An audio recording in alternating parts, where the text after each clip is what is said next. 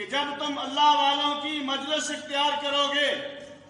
نیک لوگوں کی مجلس کی برکت سے اللہ تمہیں ایمان پر خاتمہ عطا کرے گا، اور ایمان پر اگر خاتمہ نصیب ہو جائے تو یہ سب سے بڑی نعمت اور دولت ہے، اس سے بڑھ کر کوئی اور دولت ہو نہیں سکتی۔ اس لیے میں کہتا ہوں کہ اولیاء اللہ کی، نیک لوگوں کی، اللہ والوں کی مجلس میں بیٹھنا 1000 نہیں، لاکھ نہیں، 1000 نہیں، 100 نہیں، بلکہ لاکھ سال سے بھی زیادہ بہتر اور افضل ہے۔ اور اگر ہم بری مجلس اختیار کریں گے، برے لوگوں کے پاس بیٹھیں گے،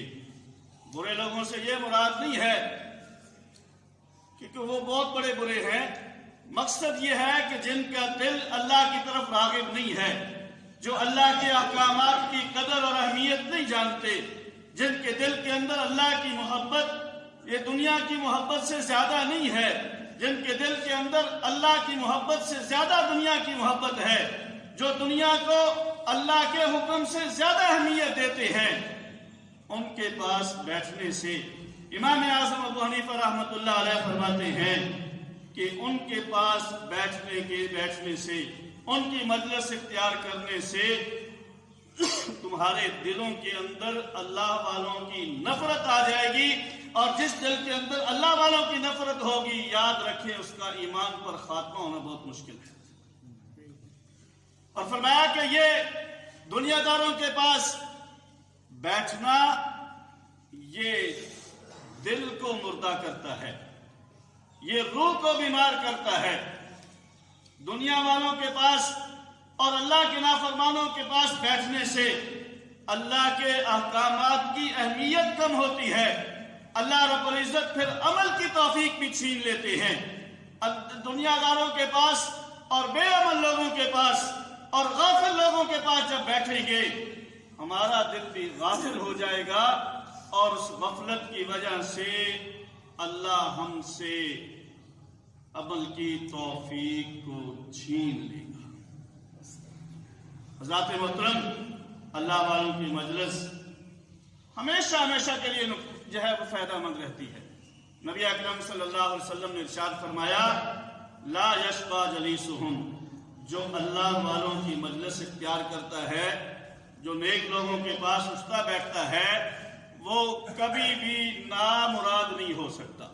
اس کو کبھی بھی نقصان نہیں ہو سکتا، اس کا یہ بیٹھنا اس کے لیے کبھی گھاٹے کا مسئلہ نہیں بن سکتا۔ اور جو غافل لوگ ہیں، بے عمل لوگ ہیں اور غفلت کا شکار ہیں،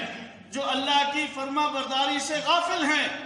ان کے پاس بیٹھنے سے نقصان ہی نقصان ہے۔ اس لیے کہ اللہ کے پیغمبر علیہ الصلوۃ والسلام نے اسے لوہار کی بھٹی کے ساتھ تشبیہ دی ہے، اور جیسے وہاں بیٹھنے والا اپنے آپ کو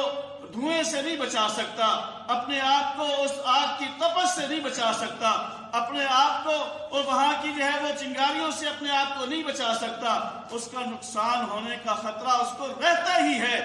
ایسے ہی اگر ہم غافل لوگوں کی مجلس اختیار کریں گے تو ہمیں پھر اللہ عمل کی توفیق نہیں دے گا۔ تو ذات محترم، اگر ہم اللہ والوں کی مجلس اختیار کریں، اللہ والوں کے پاس اٹھنا بیٹھنا اختیار کریں، اللہ ہمیں عمل کی توفیق دے دے گا۔ اور اگر ہم بری مجلسوں کو اختیار کریں گے تو یاد رکھیں پھر اللہ ہم سے عمل کی توفیق کو چھین لے گا۔ آج ہم دیکھیں، ہم جو بے عملی کا شکار ہیں، ہمارے اندر جو عمل کی توفیق کا جذبہ موجود نہیں ہے، اس کی بنیادی وجہ یہی ہے۔ ان کی اس وجوہات میں سے ایک اہم ترین وجہ یہ ہے کہ ہم اللہ والوں کی مجلس اختیار نہیں کرتے،